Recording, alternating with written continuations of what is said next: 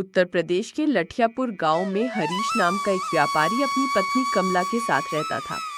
हरीश के पिता के पास उनका सबसे भरोसेमंद साथी एक गधा था। उसी पर वो सामान लादकर बाजार में बेचते थे। पिताजी के गुजर जाने के बाद हरीश ने भी अपने पिता का व्यापार संभाल लिया। वो रोज अपने गधे पर गेहूं, चावल और अन्य सामान लादकर बाजार जाता और बेचकर वापस आता। हरीश जाते वक्त बोला, अरे कमला, मैं बाजार जा रहा हूँ, देर हो सकती है, तुम खाना खाकर सो जाना।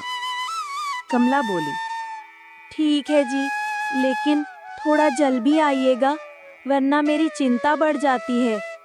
हरीश गधे से बोला, चल बे गधे, आज जरा तेज चलना, सुना नहीं जल्दी घर आना है। जी हुजूर, मैंने कब देर की है जो आज करूँगा। फिर हरीश और उसका गधा बाजार की ओर चल दिए। हरीश का गधा पूरे बाजार में सबसे ज्यादा बोरी उठाने के लिए मशहूर था। बाजार पहुंचने पर हरीश का दोस्त मनोज उसे देखता है।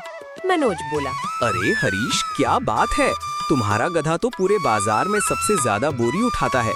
एक काम करो, ये गधा मुझे बेच दो। अरे नहीं मनोज, ये गधा मेरे पिताजी की आखिरी निशानी है, इसे मैं किसी भी कीमत पर नहीं बेच सकता। लेकिन तुम्हारा गधा तो मेरे गधे से भी बड़ा दिखता है, फिर ये इतना मेहनती कैसे?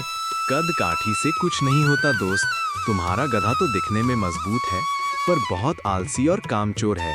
क्यों बे गधे, तू सच में आलसी है क्या? थोड़ी देर बाद हरीश और मनोज घर लौटने लगे।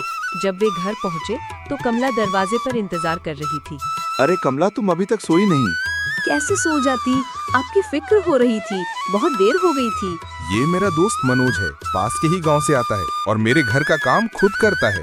भाभी जी, आप तो अब तक इंतजार में बैठी हैं और मेरी पत्नी तो शायद अब तक सोते हुए सपने भी देख रही होगी। वो भी एकदम बेफिक्र रहती है, बिल्कुल मेरे गधे जैसी। दोनों ही एक जैसे आलसी हैं। थोड़ी बातचीत के बाद मनोज अपने गधे को लेकर घर लौट गया।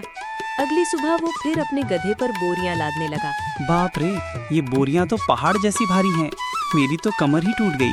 अबे चुप, खाना तो दबा के खाता है और काम के वक्त तेरी हड्डियां जवाब दे देती है। उसी वक्त हरीश अपने गधे के साथ वहाँ से गुजर रहा था।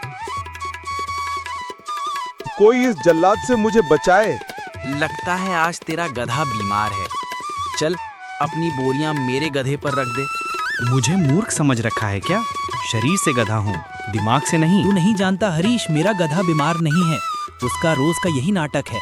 इसी वजह से हम सस्ते में ही माल बेचने को मजबूर हो जाते हैं। तो फिर देख कले से हम कैसे सबक सिखाते हैं।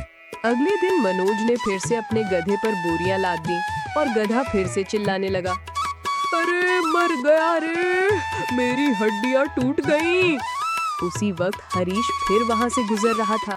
आज भी इसे बाजार नहीं ले जाएंगे, और सुन, इसकी पीठ से बोरी भी मत उतारना, इसे ऐसे ही खड़ा छोड़ दे।